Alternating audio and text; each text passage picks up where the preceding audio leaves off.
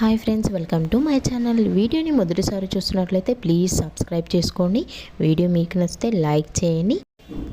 ఇప్పుడున్న కాలంలోనైతే అందరూ అయితే మేము ధనవంతులం కావాలి, మాకంటూ ఒక సొంత ఇల్లు ఉండాలి, సొంత వెహికల్ ఉండాలి, మేము కొంచెం దర్జాగా బతకాలి, ఎలాంటి కష్టం వచ్చినా మేము ఎదుర్కొనేలాగా మేము సంపాదించుకోవాలని చాలామంది అయితే ధనవంతులు అవ్వడానికి ఎన్నో రకాల పూజలు పరిహారాలు అయితే చేస్తూ ఉంటారు.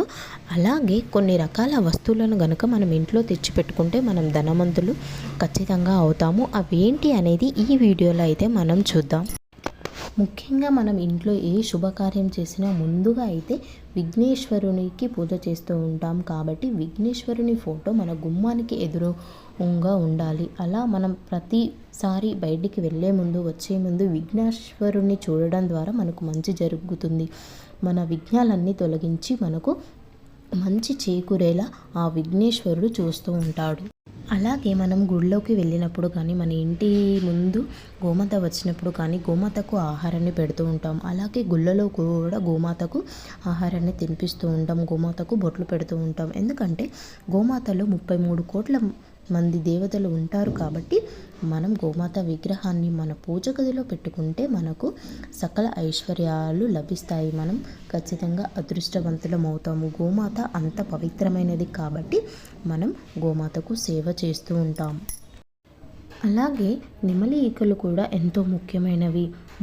మన ఇంట్లో ఉన్న దరిద్రం వెళ్ళిపోయి మనకు సిరి సంపదలు రావాలి అంటే నెమలి ఈకలను మన పూజ గదిలో పెట్టుకోవాలి. అలాగే పూజ చేసిన తర్వాత దీపారాధన చేసి హారతి ఇచ్చిన తర్వాత మన నెమలి ఈకలతో గనుక ఆ దేవులకి గాలి ఊపుతున్నట్లయితే మనం ఆ దేవునికి సేవ చేస్తున్నామని అర్థం. కాబట్టి ఆ దేవుడు మనల్ని కరుణించి మనకు అన్ని సుఖ సంతోషాలను కలిగిస్తాడు.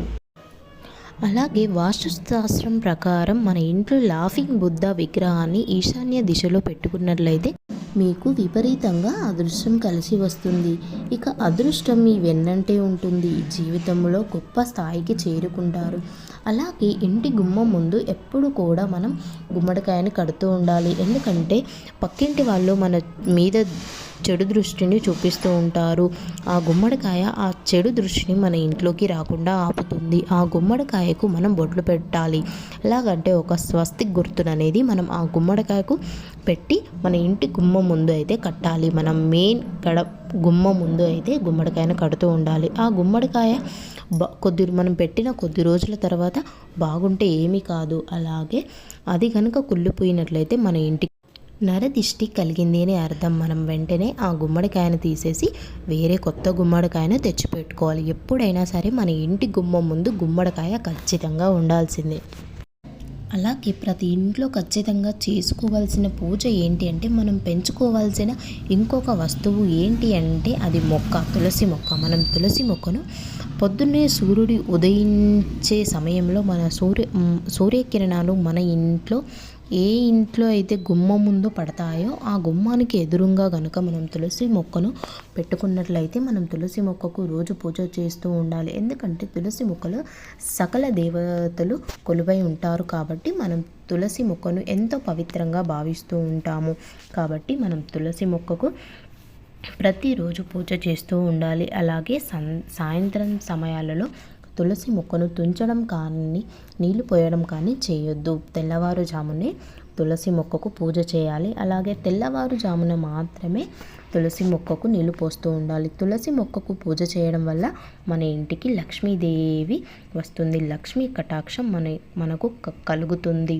అలాగే సిరి సంపదలు అనేవి మన ఇంట్లోకి ప్రవేశిస్తాయి. మనకు ఎలాంటి లోటు ఉండదు. అలాగే లక్ష్మీ స్వరూపమైన తమలపాకు చెట్టును మనం ఇంట్లో పెంచుకోవాలి. ఎందుకంటే తమలపాకును పెంచుకోవడం వల్ల మన ఇంట్లోకి సిరి సంపదలు ప్రవేశిస్తాయి. లక్ష్మీదేవికి ఎంతో ఇష్టమైన తమలపాకులను మనం ఇంట్లో పెంచుకోవాలి. అలాగే తమలపాకులతో పూజ చేస్తూ ఉండాలి మనం ఎప్పుడు కూడా. కాబట్టి తమలపాకు చెట్టు ప్రతి ఇంట్లో ఖచ్చితంగా ఉండాలి. వీడియో కనుక మీకు నచ్చినట్లయితే ప్లీజ్ సబ్స్క్రైబ్ చేసుకోండి. Thank you for watching.